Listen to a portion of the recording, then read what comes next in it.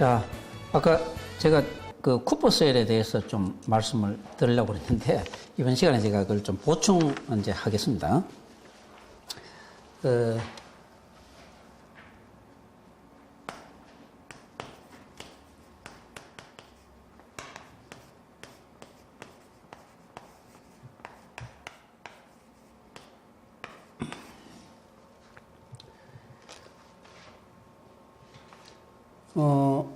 우리가 보통 식세포 이렇게 합니다. 그러니까 뭐 탐식세포 이런 의미죠. 파고사이트. 뭘 잡아먹는다는 얘기인데, 얘들은 이거 하는 게 전부 다 림포사이트입니다. 림프구가 이걸 하고 있는 거죠. 근데 림프구에는 다형핵 백혈구가 있어요. 다형핵 백혈구. 다형이라는 거는 형태가 이렇게 단순하지 않고 약간 여러 가지 모형을 띠고 있다 이 말입니다. 다형. 그러니까 뭐 폴리몰포 뉴클리어 류코사이트라고 하는데, 여기에 다형핵 백혈구를 우리는 미리 내가 잊어버리기 싶으니까 소식 세포입니다. 이게. 보통 쿠퍼셀은 대식 세포예요. 근데 일단 소식 세포를 설명을 했습니다. 그러니까 이거는 마이크로파지가 되죠. 자, 다형핵 백혈구에 해당되는 게 여러분 너무 잘 아는 뉴트로, 중성구, 그 다음에 호, 중구, 호, 염구. 이거는 색소를 가지고 염색했을 때에 호염구, 호상구죠, 이거. 자. 산성의 호산구, 산성의 염색이 되고, 염기의 염색이 되고, 이거는, 중성 염색이 안 된다. 이런 의미입니다. 근데, 여기서 이제, 호염구가 이제 베이소필인데, 호상구는, 우리가 말하는 에오지노필이죠. 에오지노필. 이거는 뉴트로필이죠. 뉴트로, 중성이란 말이죠. 뉴트로필. 근데 이 세 개 중에서 뭘 잡아먹잖아요. 잡아먹으니까 저는 이것을 이 중에서 제일 떼거리가 많은 게 이 중성구입니다. 중성구는 이게 제일 많아요. 주가 되는데 하여간 백혈구 중에서 다형핵 백혈구, 전체 백혈구 중에서 이게 한 50 내지 70%를 차지하는 거예요. 그래서 저는 이것을 1백혈구라고 그래 부르고 싶어요. 1백혈구. 그래서 만약에 제가 이제 그 해부학 용어나 무슨 이런 생리학 용어를 만들어서 우리가 새로 만든다 그러면은, 이걸 뭐 염색에 드니까, 염색을 하니까 색깔이 염기성의 염색하고 산성의 염색하고 이름을 보다도 저는 이걸 기능으로 그냥 이름을 붙였으면 좋겠어요. 일벌처럼 1백혈구예요. 이게. 근데 이 베이소필은 이게 혈액 중에 이게 얘들이 지금 백혈구니까 떠다닌단 말이에요. 근데 얘가 조직 속에 있을 때가 있다고. 조직 속에 존재할 때가 있단 말이에요. 그럴 때 조직 속에 존재할 때는 이걸 우리는 이름을 마스터셀이라고 특히 이름을 따로 불러요. 그래서 여러분 지금 항원 항체 반응 또는 알레르기 반응할 때 이 마스터셀에 대해서 이제 공부를 할 겁니다. 마스터셀이 외부에서 항원이 들어오면 마스터셀에서 되게 거기에 대해서 히스타민 같은 게 유리되는 거죠. 자, 그래서 우리가 도들이 알레르기 걸리는 거고. 에오지노필은 이거는 알레르기와 관련되어 있습니다. 자, 그런 기능을 하고 있어. 제일 많은 거. 그 다음에 이제, 지우겠습니다. 지우겠어요.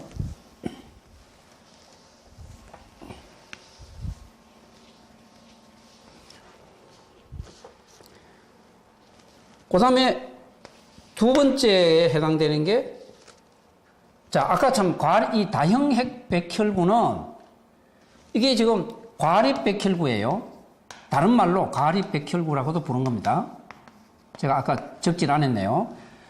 다형 핵백혈구는 다른 말로 과립백혈구다. 왜냐하면 아까 그 세 가지 속에 다 과립이 들어있단 말이에요. 그래서 그라뉴로사이트라고도 별명을 부르는 거예요. 그 속에 과립이 들어있다고. 자, 이번에는 단핵백혈구. 이거는 이제 무과립입니다. 이 속에는 얘들은 과립이 없어요. 이 과립이 왜 있어야 되냐면, 과립은 얘들이 어떤 이물질을 잡아먹으면서 그 과립 속에 무슨 고춧가루 같은 성분이 들어있다고 생각하시면 돼요. 그게 이제 우리가 말하는, 히스타민이나,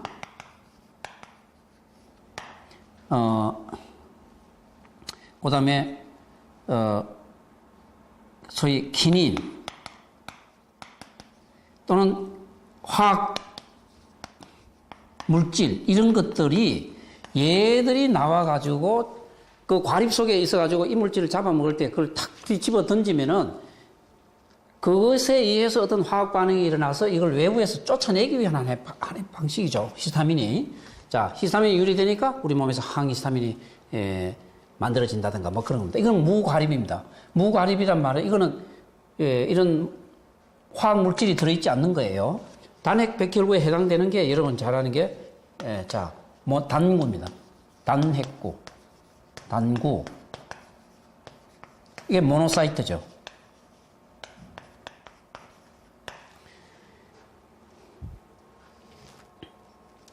단핵구는 외부에서 세균이 침입하면은 혈관벽으로 나와가지고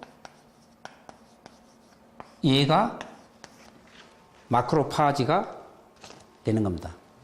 이 마크로파지에 해당되는 거가 아까 이 마크로파지에 해당되는 거예요.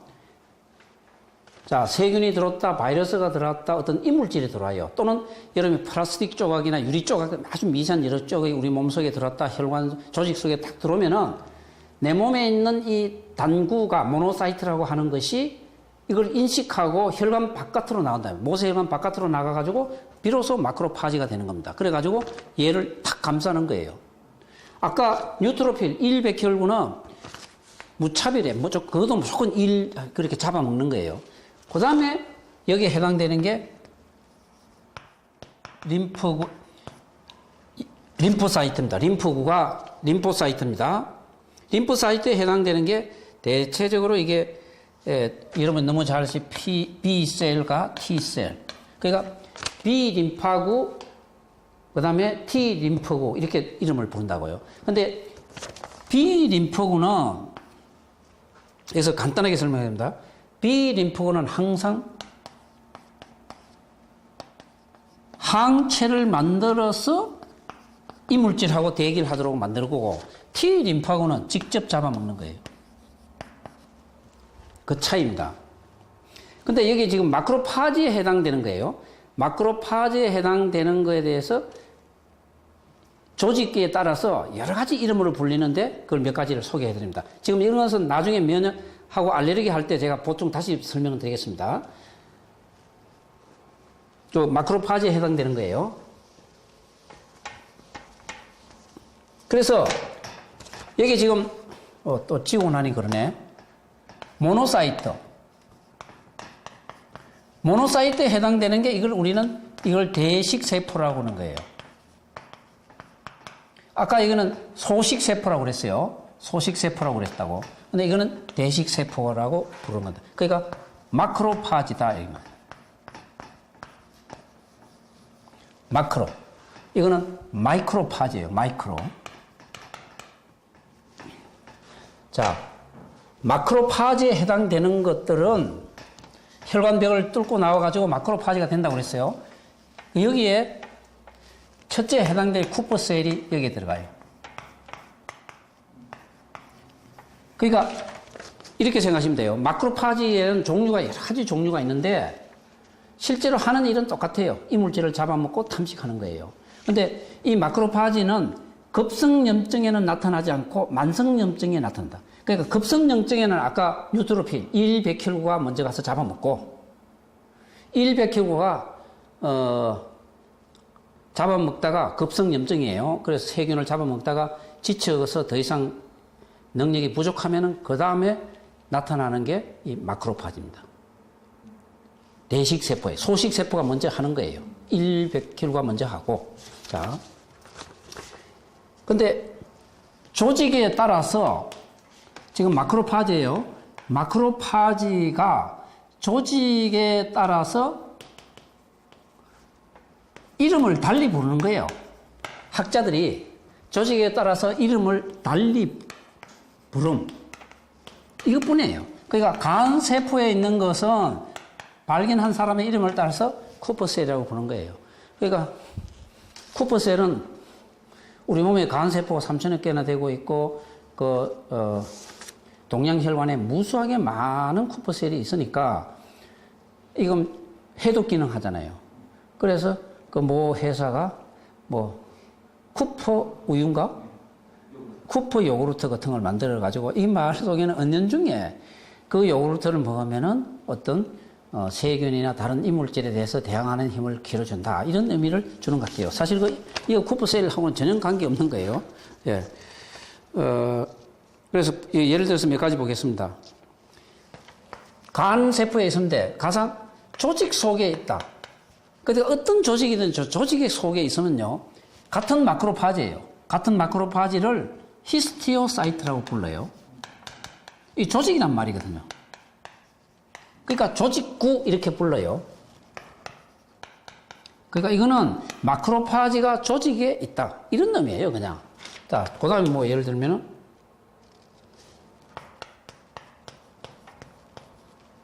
알베올라 마크로파지 하면은 이건 폐에 있으면은 폐 조직에 마크로파지가 딱 이렇게 기다려 어디다가 이물질이 와서 혈관 밖으로 탁 튀어나와서 물질을 잡아먹으면은 그냥 알베올라 마크로파지. 여러분이 잘 아는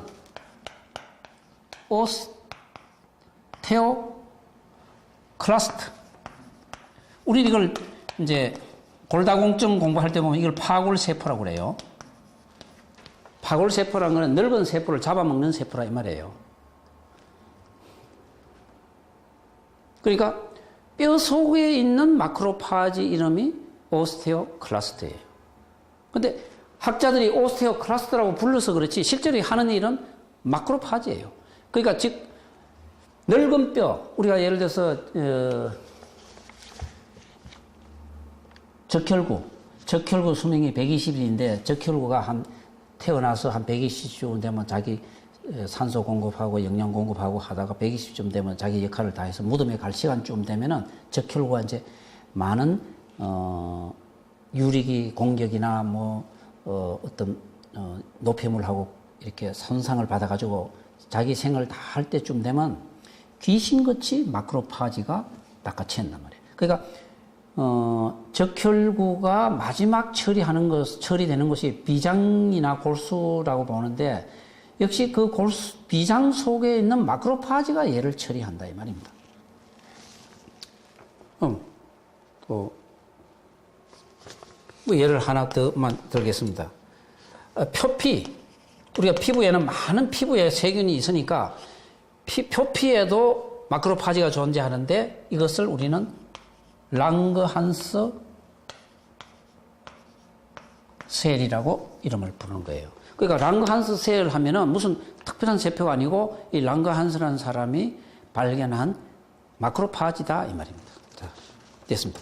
그래서 마크로파지 설명하느라고 좀 시간이 길어졌네요. 그래서 58페이지에 있는 그 쿠퍼셀은 간세포의 동양혈관에 붙어 있는 마크로파지로서 외부에서 들어오는 바이러스나 세균, 이물질, 유리 조각 또는 플라스틱 조각, 우리 몸에서 아무 불필요한 부분 또는 그 혈관을 지나고 있는 오래된 120일 된 적혈구도 쿠퍼셀이 딱 기다리고 있다가 낚아채서 처리해준다 이 말입니다. 예. 자, 61쪽에 이제 바이러스성 감염 하겠습니다. 일반적으로 이제 바이러스성 감염이 이제 제일 많이 감염 중에서 제일 문제가 되고 있는데 사실 이 부분은 우리가 의학 분업되기 전에는 이 바이러스 감염에 대해서 조금 이해를 해가지고 환자하고 직접 상담을 해줬어야 되니까 또 약국에서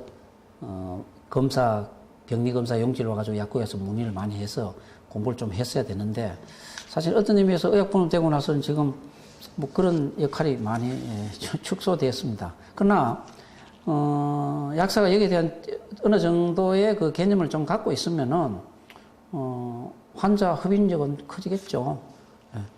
그래서 우선 바이러스는 간염인데, 바이러스에 대해서 우리가 이해를 뭐 해보려면, 이거는 다른 미생물하고 전혀 우선 다릅니다. 우선 전자현미경으로 봐야 됩니다. 이 작습니다. 그 다음에 이제 바이러스는 그 모양이 아주 단순합니다. 그래서 완전한 세포 모양을 갖고 있지 않은 게 하나의 특징이고, 그 다음에 바이러스는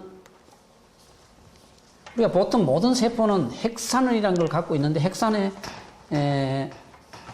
속에는 핵산이 DNA도 갖고 있고 RNA도, 모든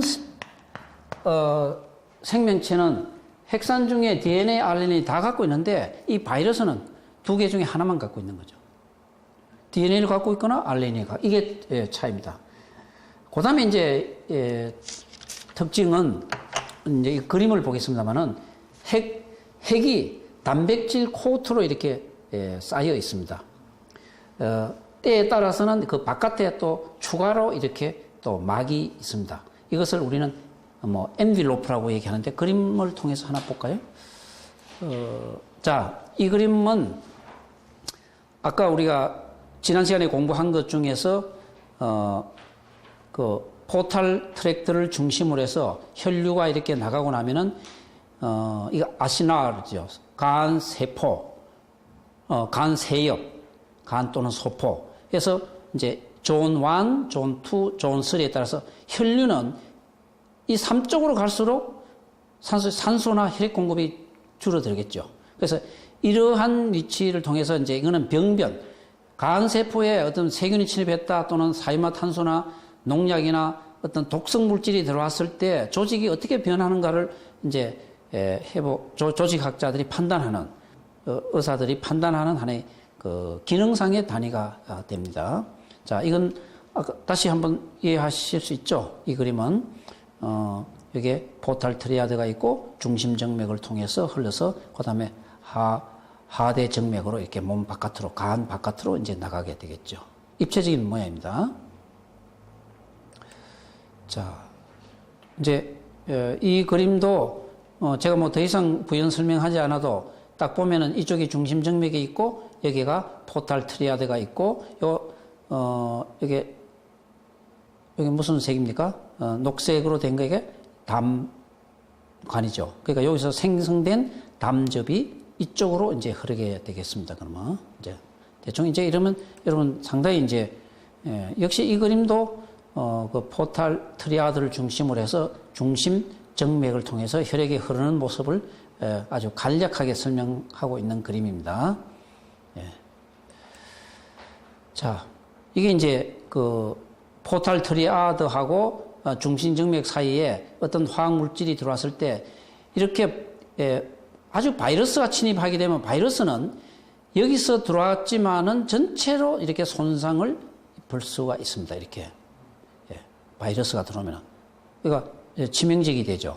근데 만약에 이제 어떤 독성 물질이 들어왔다고 그러면은 독성 물질이 들어오면은 혈액이 여기서부터 이쪽으로 이렇게 흐르지 않겠어요? 그러니까 독성 물질이 들어오면은 여기에 축적된단 말이에요. 이 조직에 피가 이렇게 흐르니까 그래서 쌓여서 요 조직에 손상이 제일 먼저 온다. 이런 걸 보고 이제 학자들이 판단해 나가는 거죠. 센트럴 베인 주입이 그런 의미로 이해하시면 되겠습니다. 자, 이거는 전자현명으로 실제로 간세포에 있는 마크로파지를 이게 지금 적혈구인데 이게 지금 동양혈관 속입니다. 동양혈관인데 이렇게 녹색 처리로 된 거, 약간 좀 주황색인가? 이게 이색 처리된 것이 이게 지금 쿠퍼셀입니다. 쿠퍼셀이 이게 지금 적혈구를 이렇게 다리를 뻗고 있는 거죠. 이 쿠퍼셀입니다. 이게 쿠퍼셀이에요. 그러니까 이게 감싸고 있으면 이거는 120일이 지나간 늙은 적혈구라고 보시면 됩니다. 전자현미경으로 찍은 사진입니다. 자, 간의 그 기능에 대해서 아까 말씀드린 간은 쿠퍼셀은 외부세에 들은 박테리아나 어떤 면역 복합체 같은 것을 이렇게 먹어서 처리해주는 역할을 하는 겁니다. 물론 여기는 박테리아뿐만 아니라 유리 조각이나 이물질은 다 쿠퍼셀이 해주는 거예요. 이건 마크로파지입니다. 대식세포예요. 그 다음에 간이 하고 있는 기능은 여러분이 너무 잘 아는 사이토크롬 P450이라는 이 효소 시스템이 다른 화학 물질을 처리해 나가는 거죠. 여기에 대표적으로 하는 게 콘주게이션, 나중에 이제 담접 얘기할 때 콘주게이션, 언콘주게이션 얘기다. 이게 포합 기능, 그 다음에 그루크로니데이션 기능, 그 다음에 설페이션 기능을 통해서 최종 처리해서 바깥으로 내보낸 이런 화학 공장 처리 기능을 갖고 있는 거죠. 주 기능은 이 사이토크롬 P450이 주로 담당하고 있습니다. 네. 자, 이건 아까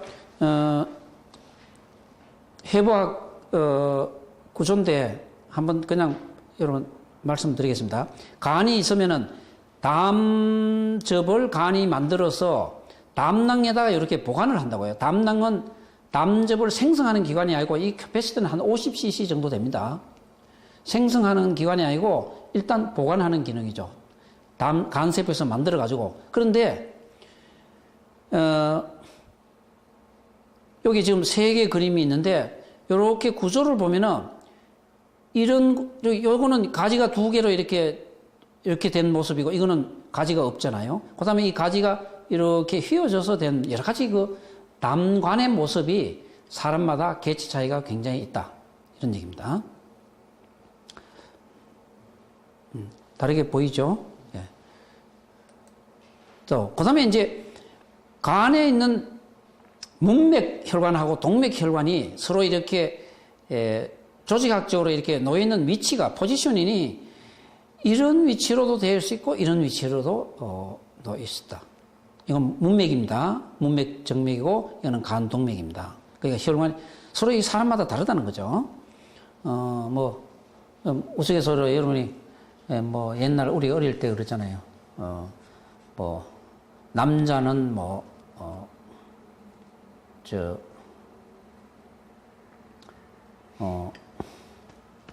뭡니까?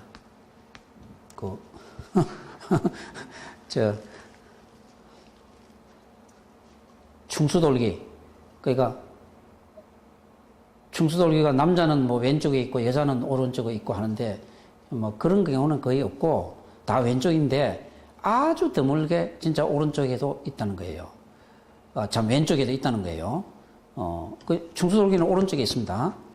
그러니까, 심장이 다 왼쪽인데 아주 드물게 진짜 오른쪽에 있는 사람도 발견된다는 거죠. 아주 그거는 드문 경우죠. 근데 일반적으로 이런 혈관의 이렇게 그 포지셔닝은 상당히 이렇게 다양하다는 거죠. 그러니까 이쪽에도 이제 담도 하고 혈관하고 이렇게 서로 맞물려 있는 위치를 보면은 상당히 다르다는 거죠. 이렇게. 이걸 보면 간 동맥이 2가지로 들어가는 그런 경우도 해부학적인 경우도 있다는 거예요. 물론 이건 한 12%, 제법 많이 차지하죠. 주로 64%는 이런 위치 모양을 하고 있다. 해부학적으로 이렇게 여러 가지 혈관의 모습, 담도의 모습이 서로 엉켜 있다는 거죠. 자, 이제 이거 아까 지금 방금 말씀 바이러스의 다른 미생물과 다르다. 자, 이거 바이러스의 모양인데 바이러스는 이 핵산이, 이 속에 있는 핵산이 여기 지금 녹색으로 표시되는데 핵산은 RNA거나 DNA 2개 중에 하나다. 그 다음에 이렇게 단백질이 이렇게 둘러싸가 있고 경우에 따라서 이렇게 단백질만 둘러싸 있는 바이러스가 있는가 하면은 바깥에 이렇게 엔빌롭 또 한층 바깥에 막을 갖고 있는 바이러스도 있다. 이것도 바이러스고 이것도 바이러스입니다. 이건 아주 단순한 바이러스고 이건 바깥에 있는 엔빌로프라는 층이 또 하나 더 있다는 차이입니다. 네, 됐습니다. 그리고 이 바이러스는 다른 미생물과 달리 기생 미생물이라는 거죠. 바이러스는 반드시 다른 세포 속에서 산다는 거죠. 기생물은 미생물의 세포 속에서만 삽니다. 그래서 우리가 바이러스 감염 감염이 처리가 잘 안 되고 치료가 잘 안 되고 자꾸 전염이 되는 것도 이 바이러스의 어떤 그 미생물학적인 특성 때문에 그렇다고 보면 됩니다. 그러니까 간세포 속에만 존재한다. 이런 얘기죠. 자, 일반적으로 간염이라는 게 정의는 간세포에 괴사가 일어날 수 있는 간의 염증성 질환이죠. 괴사를 일으킬 수 있는 원인은 바이러스가 되면은 바이러스성 간염이고 세균에 의한 경우는 예를 들어서 아메바성 간염 같은 것이 여기에 해당되고, 그 다음에 자가 면역에 의해서도 간세포가 파괴될 수 있겠고, 그 다음에 화학 물질에 의해서도 간세포가 파괴되겠죠. 그런데 하여간 원인이 무엇이든 간에 임상 증상은 유사하고 조직 병변도 거의 유사하다는 거죠. 예를 들어서 화학 물질에 의한 경우에 보면은 거기에 뭐 예를 들어놔서 지금 아세트아미노펜을 예를 들었습니다. 우리가 지금 타이레놀, 아세트아미노펜은 누구나 뭐 살 수 있고, 지금 현재 일부에서 슈퍼 판매하자고 지금 얘기하는 것 중에 대표 중에 지금 타이레놀 같은 게 들어있는데, 사실 이 타이레놀 같은 것도 이게 사실 그 양리 기전을 알면은 그렇게 의사들이 뭐 지금 현재 뭐 굉장히 많이 쓰고 약사들 일반약으로 판매하고 있고 또 일반 슈퍼 판매하자고 얘기하는데, 이 사실 아세트아미노펜 같은 경우는 굉장히 간 독성이 심하거든요. 그 한번 이제 보겠습니다. 아세트아미노펜이 우리 몸에 들어오면 간에서 멜갑투릭 애시드로 대사되는 과정이 이렇게 대사되는데, 여기에 반드시 이 대사되는 과정에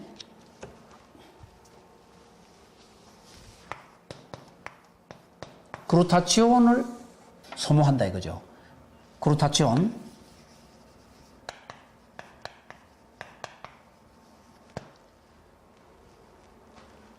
특히 아세트아미노펜은 반드시 글루타치온을 고갈시킵니다. 근데 글루타치온이 고갈되면은 이게 너무 용량을 많이 먹고 자주 먹게 되면 우리 몸속에 키논 타입의 중간 대사물이 우리 몸에 축적이 된다.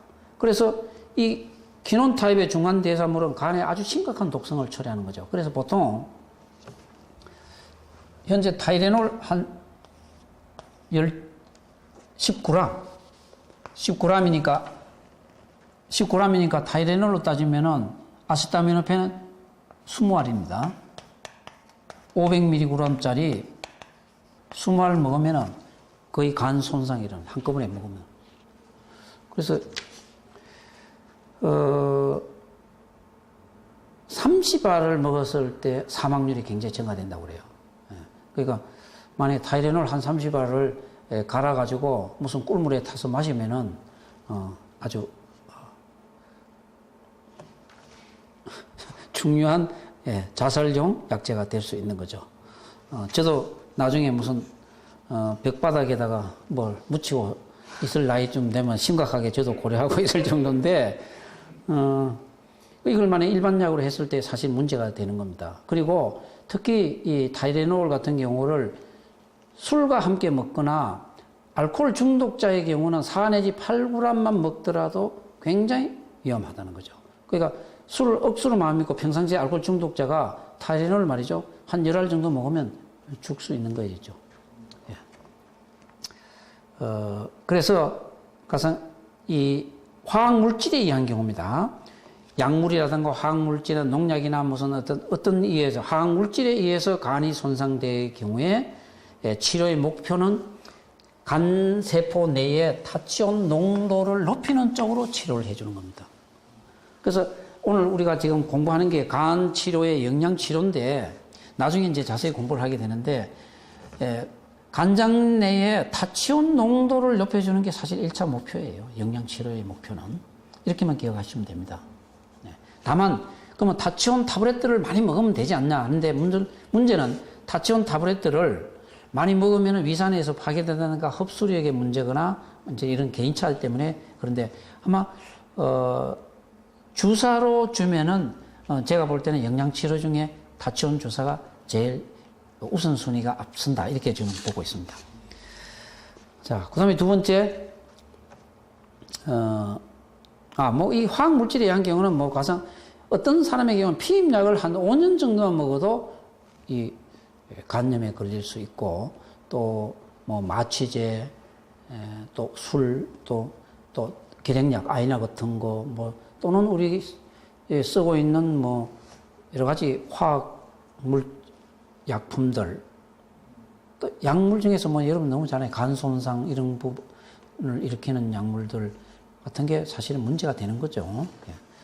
자, 바이러스 헤파타이티스의 원인은 병인입니다. 병인은, A형, B형, C형, 뭐, 델타형, E형, 뭐, 여러 가지 이제, 있습니다. 그래서 뭐, 너무 잘 아니까 A형의 경우는, 과거에 이게 감염성 간염이라고 부르고, B형은 혈청성 간염이라고도 불렀습니다. 왜냐하면 반드시 혈액을 통해서 들어온다, 이 말이죠. A형은, 이거는 음식물과 대변하고 그 사이를 통해서 들어오는 거죠. C형은 혈청이나 또는 경부를 통해서 들어옵니다. 근데 과거에 이 C형을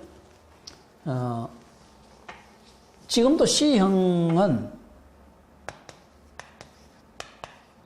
항우는 지금 검사하는 방법이 없어요. 그래서 반드시 C형에 걸렸냐 안 걸렸냐 확인하는 것은 항체, 요거에 대한 항체 검사법은 개발되어 있습니다. 항체를 검사하니까 이게 항체가 생겼으면 C형이 감염되었구나 하는 것을 인식하는 거죠. 항원 검사법은 아직 없어요. 그 다음에 거기 보시면은 C형의 경우는 안티-C, 말하자면 항체란 말이죠. 항체 검사법이 개발되어 있고 잠복기가 30일이나 50일. A형하고 B형은 좀 이따 좀 자세히 말씀드리겠습니다. 그 다음에 어린이의 젊은 층에서 주로 많이 되고 0.5 내지 3%의 발생률을 중에는 임산부가 많이 차지한다. C형은 흔히 재생불량성 빈혈이 오고 50%가 만성으로 된다. 그러니까 C형이 지금 현재 B형보다 더 무섭다는 거죠. 그 다음에 이제 문제는 이 50%가 만성 활동성 간염이 되고 난 다음에 이 중에 20%는 반드시 간 경변이 된다.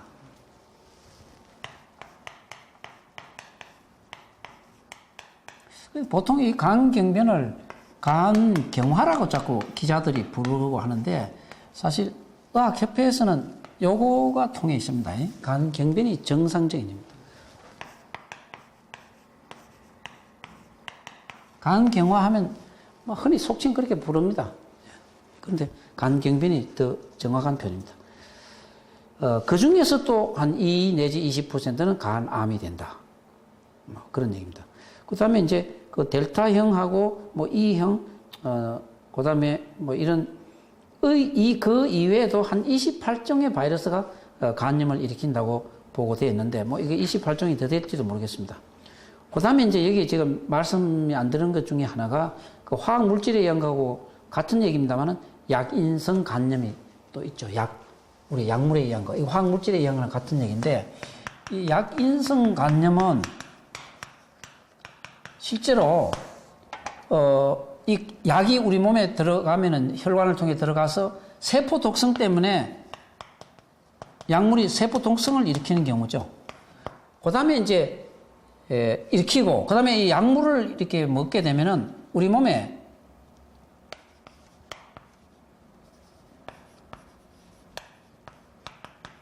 소위 지방 변성을 일으키는 겁니다. 약물을 계속 반복적으로 먹으면은 우리 몸에 간 속에, 조직 속에 있는 지방이 변질이 돼서 이제 나타나는 겁니다. 스테아토시스라 지방 변성에 의해서 결국은 간세포가, 실질세포가 있어야 될 부분이 지방이 자꾸 축적되면 안 되지 않습니까? 그러면 간이 실질세포가, 역할이 떨어지니까. 그래서 직접 세포 독성을 일으키는 경우하고 지방 변성을 일으키는 경우 이 두 가지 기전이 밝혀져 있습니다. 그 다음에 뭐 물론 이 혼합형도 있겠죠. 자, 먼저 63쪽을 먼저 볼까요? 자, HAV, 헤파타이티스 A 바이러스입니다. 이것은 입과 대변, 그러니까 사람의 먹는 음식과 변을 통해서 이런 수인성을 통해서 감염되는데 되게 15일 내지 45일의 잠복기를 갖고 RNA 바이러스다. 그 다음에 헤파티티스 A 항원 검출로 존재를 하긴 하는데 이건 보통 100도씨 끓여서 5분만 끓이면 죽습니다. 그러니까 보통 A형 간염에 안 걸리려면은 항상 끓여 먹으면 되는 거죠. 그 다음에 이거는 잠복기 후에 발열이 오고 건태감이 오고 식욕부진이 오고 황달은 일주일 뒤에 오고 또 이주간을 혼다. 이게 지금 제가 이렇게 설명해도 A형하고 B형하고 증상은 거의 비슷하다고 생각하면 됩니다. 근데 다만 한 가지 우리가 핵심적으로 아실 거는 A형이든 B형이든 C형이든 뭐 델타형이든 E형이든 간에 복약지도 하는데 여러분이 꼭 염두에 두실 거는 바이러스 간염입니다. 바이러스성 바이럴 헤파타이티스는 증상은 딱 두 가지로만 생각하시면 돼요. 어떤 형이든지 간에. 우선 여기 뭐 하나하나의 약간의 특징은 있지만은 우리가 복약지도 할 때 잊어버리지 말아야 될 특징은, 그러니까 A형 바이러스 간염, B형 간염, 어떤 형 간염이든지 간에 우리가 약사로서 기본적으로 알아야 될 거는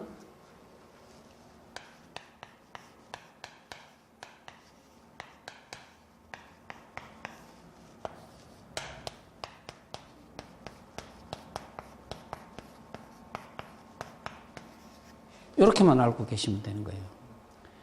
그러니까 하여간 이 바이러스형 간염 걸리면요, 처음에 위장관 장애, 뭐 속이 더부룩하다, 소화가 안 된다, 밥맛이 떨어진다, 또 아주 만성 간염이 되고 심하면은 뭐 설사도 나온다, 변비도 온다, 하여간 가스도 찬다, 위장관 장애가 먼저 온다 이 말입니다.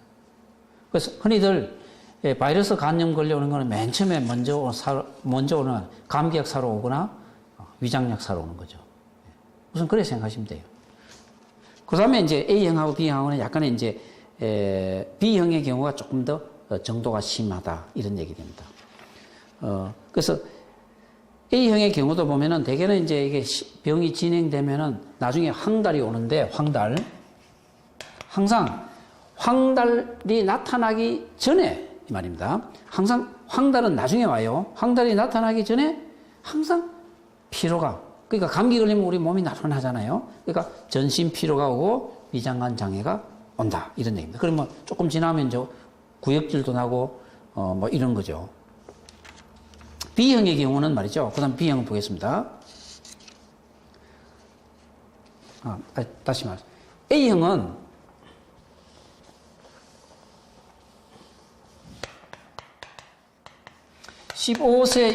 우리나라의 경우에 15세 이상의 인구에서 96%는 다 경험한다고 그래요. 그러니까 이거는 무슨 뜻이냐면은 성인이 돼서 A형 간염 걸리면은 누구나 그냥 가볍게 감기 증상, 소화장애 증상 앓고 자기도 모르게 면역을 획득한다 이 말입니다. 그러니까 A형은 거의 무시된다 이런 얘기입니다. 그런데 최근에 와서 이제 우리나라 젊은 층에서 A형 간염이 굉장히 유행한다 하는 것이 좀 일간지에서 신문에 지금 났던데, 그걸 보고 이제 보건당국이 상당히 우려하는데, 제가 볼 때는 그렇습니다. 요새 젊은 층이 나이 많은 층보다 훨씬 더 면역력이 떨어졌다. 왜?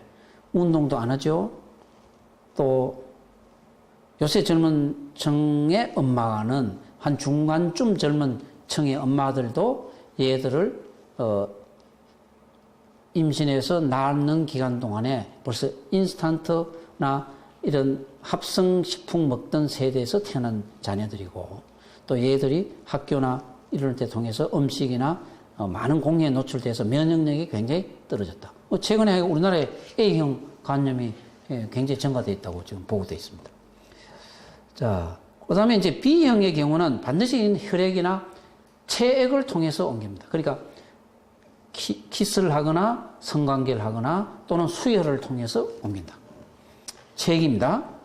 비경구적 감염이다 이 말입니다. 그러니까 반드시 체액을 통해서. 이거는 DNA 바이러스입니다. 잠복기는 좀 길죠.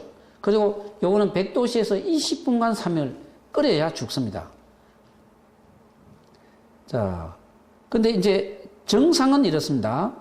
앞에 거하고 비슷해요. 앞에 것은 A형은 감기 증상이라고 하면은 B형은 독감 유사 증상이라고 생각하시면 돼요. 좀 세잖아요. 그 다음에 위장관 장애는 마찬가지입니다. 똑같습니다. 근데 요거 B형은 독감 증세, 같다. 그럼 조금 더 독감이 훨씬 쉽잖아요. 열도 높고, 몸에 근육통 심하고, 춥고 떨리고, 이런 것입니다. 그 다음에 이제 위장관 장애 중에는 증상이 다 비슷한데, B형의 경우는 좀 심하면은 음식을 보기만 해도 구역질이 난다는 거죠. 그러니까 위장관 장애도 A형보다는 좀 세다. 이렇게 얘기하고 그냥 넘어가겠습니다. 옛날에 이거 B형 간염은요, 우리가, 20, 30년 전에는, 오스트랄리아 항원이라고 이름을 붙였어요. 그게 3번에 보면, 블룸버그라는 학자가 1965년 호주의 원주민, 아보리진에서 이게 처음으로, 이게 발견을 했어요. 그래서 이 공로로, 노벨상을 1977년도에 받았습니다. 그래서 그때 이제 교과서에 흔히 호주 항원, 오스트레일리아 항원으로 명명이 됐는데 그 이후에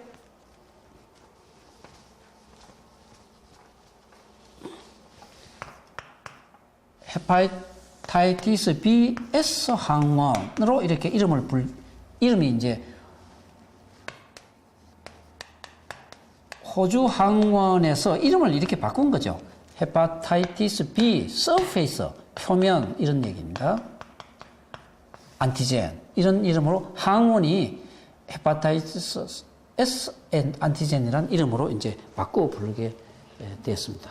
그래서 이것은 이제 병의 증세가 나타나기 전에 이미 말이죠. 그러니까 우리가 B형 간염에 걸리면은 B형 간염에 걸려가지고 간세포가 뭐 또 황달도 오고 간세포가 몸이 가렵기도 하고 또는 여러 가지 그 혈액 이화학적 검사상에 이상한 반응이 나타나잖아요. 근데 그 나타나기 이전에 이미 말입니다.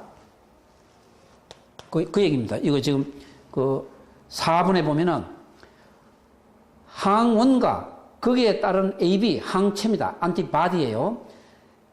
항원과 항체가 결합했단 말이죠. 항원 항체 반응에 의해서 이 결합한 거 컴플렉스라고 그러잖아요. 항원 항체 복합체입니다.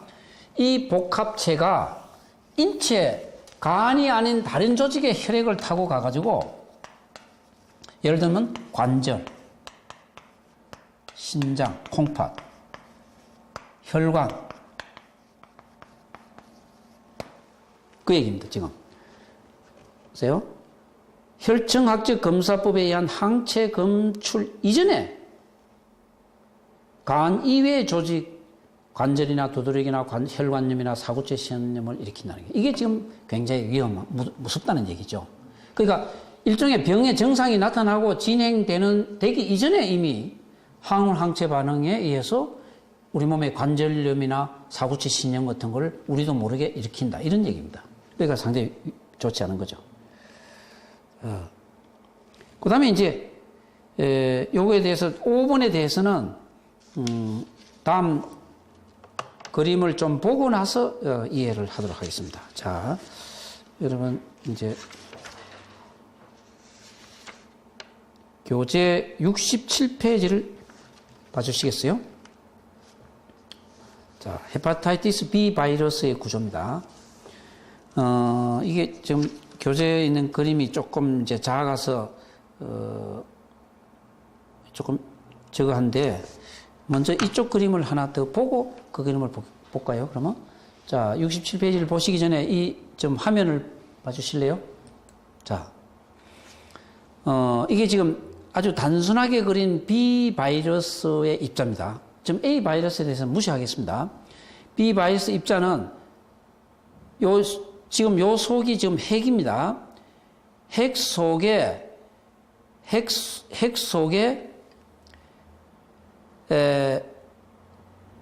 DNA가 있고 DNA 포리메라제라는 여기는 이제 보통 우리가 여러분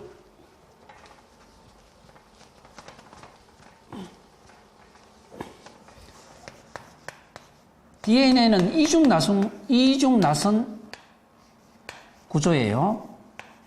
근데 DNA 포리메라제는 얘가 되기 전 단계죠. 이거는 단일 나선 구조예요. 자, 이 두 개의 단백질이 DNA가 좀 핵산이 존재합니다. 이게 요거 존재하고, 그 다음에 핵 속에 있는 코아, 핵 항원이라는 HBC 항원이 또 존재하고, 이것을 둘러싸고 있는 S 항원이 또 존재한다 이 말입니다. 근데 이게 지금 B 바이러스의 입체적인 구조예요. 조금 더 다시 보겠습니다. 핵이 있고 이 속에 핵이 있습니다. 핵이 있고 DNA 폴리메라제가 있고 DNA가 있고 그 다음에 이것을 둘러싸고 있는 코아, 핵 항원이 또 존재하고 그 다음에 또 다른 항원인 이 항원이 또 존재한다는 거예요. 이게 참 복잡해졌어요. 자, DNA가 존재하고 DNA 폴리메라제가 존재하고 이것을 둘러싸고 핵 속에 이 핵이에요. 핵 코아한테 핵 항원이라는 HBC 코아 항원이 또 있고 그 다음에 또 다른 핵 속에 이 항원이 또 존재하는데 이란 것은 뭐냐? 이거는 가용성 부분입니다. 요거는 불용성 부분이에요. 핵이 있으면은 핵을 어떤 용매에다가 담그면은 녹지 않는 부분이 있을 거 아니에요. 녹지 않는 부분. 녹지 않는 부분이 HBC 항원입니다. 그 다음에 가용성 녹는 부분 HBE 항원이에요. 이게 다 단백질이죠. 뭐. 항원은 항상 단백질이니까. 자, 핵 속에는 DNA 폴리메라제, 그 다음에 코아 항원, 가용성인 HB 항원 이렇게 존재한다. 네 가지가 존재하는 거예요. 그 다음에 이것을 둘러싸고 있는 표면, 엔빌로프에 해당되는 게 S 항원이 또 존재한다. 이해가 되셨는지 모르겠네요. 자, 이게 이제 여러분 이제 책을 읽거나 저거 할 때 한 번 읽고 그 다음에는 잊어버리시더라도 되게 이렇게 항원성을 가진 어떤 단백질이 그 지놈이죠. 이게 여러 가지가 존재한다 하는 것만 이해합니다. 그 다음에 입체적인 모양을 보면은 이러한 네 가지를 다 표면도 있고 핵 속에 이런 여러 가지 물질을 다 완벽하게 가진 것을 우리는 진성,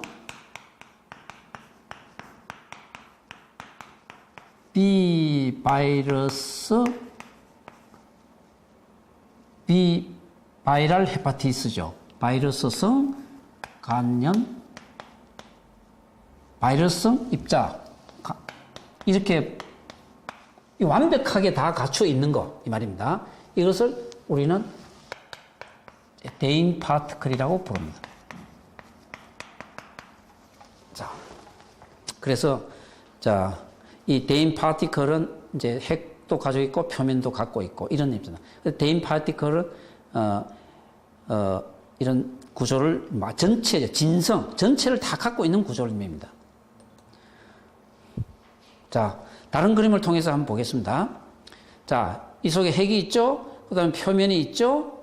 이 핵을 우리가 코아라고 그러잖아요. 어디 뭐 코아, 뭐, 옛날에 코아 백화점 같은 얘기 들었습니다. 그거는 중심 백화점, 핵 백화점 이런 뜻입니다.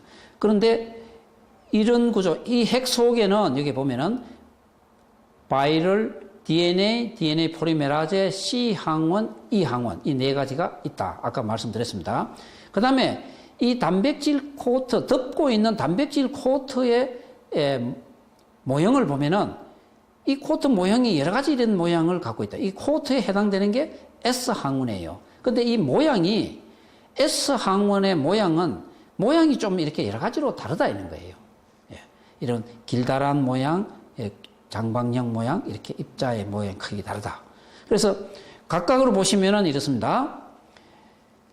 C 항원에 해당되는 항체가 우리 내 몸에서 생기면은 항체 안티 HBC가 되고, 요거에 대한 항체가 생기면은 안티 HBE가 되고, 표면 항원에 대해서 항체가 생기면은 안티 HBS가 되는 거예요. 여기에 대한 각각의 항체가 따로 생긴다 이 말입니다.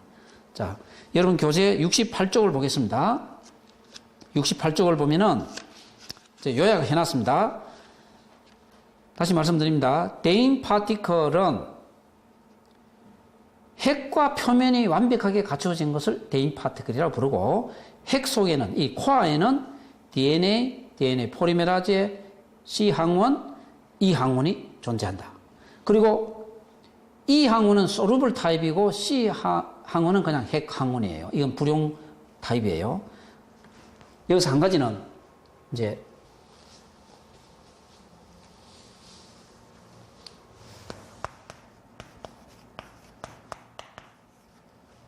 여러분 이게 바이러스 감염 공부해보면 이 처음에 좀 딱딱하고 재미 하나도 없습니다. 이거. 자, 하나는 기억해 두겠습니다. 하나만 이제 기억합시다. 나중엔 다 잊어버려도 좋아요. 근데 이거는 하나 꼭 기억해 둬야 돼요. 무슨 뜻이냐면, 핵 속에는 두 가지 항원이 존재한다. C 항원하고 E가 있단 말이에요. 그런데 얘는 가용 부분이니까, 녹는 부분이니까 세포 바깥으로 흘러나와가지고 혈액 중에 체액 속에 떠돌아다닐 수가 있어요. 얘는. 근데 이거는 불용 부분이라서 반드시 간세포 내에만 존재한다. 요거는 기억해 두시면 돼요. 나중에 이게 저게 될 수 있단 말이에요. 그래서 일일이 모든 사람의 간세포를 이렇게 침으로 가지고 생검을 통해서 현미경으로 일일이 이걸 안 합니다. 그래서 어떻게 하나? 피를 뽑아서 거기에 항체가 있느냐, 항원이 있느냐, 이건 피 속에 나타난단 말이에요. 또 HBS 표면 항원, 이 바깥에, 핵 바깥에 있는 둘러싸고 있는 이 봉투, 엔빌로프에 해당하는 표면 항원도 체액 속에 나타나잖아요. 그러니까 혈액을 통해서 체액을 키스를 해도 옮기니까 얘들은 다 체액 속에 나타나는데 얘는 안 나타나는 거예요. 핵 속에 딱 갇혀 있다 이 말입니다. 그런데 항체는 체액 속에 나타나요. 항체는. 그래서 항체 검사법만 개설되어 있다. 이렇습니다. 그래서 이제 이걸 왜 이제 얘기를 너무 깊이 안 하겠습니다. 이걸 왜 그러는가 하면은 소위 혈청학적으로 이게 바이러스 B형 간염이나 C형 간염, 델타형이나 이런 걸 진단을 내릴 때 이러한 핵항원하고 표면항원의 어떤 그런 특징들로 통해서 진단하는데 이런 좀 방법이 다르다 하는 것을 여러분에게 설명해 드리기 위해서 제가 이렇게 설명했고, 그 다음에 67쪽에 보시면은 밑에 그림입니다. 밑에 그림에 이 크기가 말이죠. 뭐 몇 나노미터인데 다만 이렇게 생각하시면 돼요. 밑에 그림은 이게 작아도 여러분을 사실 제가 혼자서 공부할 때 도움 드리라고 해서 제가 일단 조금만 간단하게 설명하겠습니다. 자, 제일 오른쪽에 보시면은요. 밑에 HV 항원 있고 왼쪽 칸, 복판 칸 이렇게 까만 부분이 오른쪽 칸이 있는데 오른쪽에 있는 게 제가 지금 설명한 거예요. 항원에 해당돼요. 안티젠. HBS 표면 항원이 있죠. C 항원, 핵 항원이 있죠. 그 다음에 이거 E 항원은 표현을 안 해놨습니다. DNA 포리메라제 이렇게 설명해놨어요. 그런데 얘들의 크기가 하얀 표시로 지금 했는데 크기가 말이죠. HBV 파티클 하는 건 이건 대인 파티클이에요. 이 전체 파티클은 이걸 전체로 핵과 표면이 다 갖춰진 거예요. 근데 왼쪽 걸 보세요. 표면 항원은 말입니다. HBS 안티젠 파티클로 표현해 놨습니다. 표면 항원은 모양이 좀 제각각이다 이 말입니다. 예. 그걸 그냥 말씀드린 거예요. 그리고 이 시간 이후에 여러분 복약 지도하는데 이거 뭐 설명할 필요도 없어요. 그러나 잊어버려도 돼요. 다만 이러한 것에 대한 항체가 나중에 검사하고 항체가 생겼냐 안 생겼냐 하는데 이 간염에 이게 급성기냐 또는 만성 진행기냐 아니면은 건강한 보균자나 판단하는데 중요한 그 혈증학적 지표가 되는 겁니다. 그래서 이거 더 이상 뭐 이거에 대해서는 생각하지 않아도 됩니다. 나중에 그림 몇 장 보면은 대충 다시 또 정리가 될 겁니다. 좀 쉬었다 하시죠.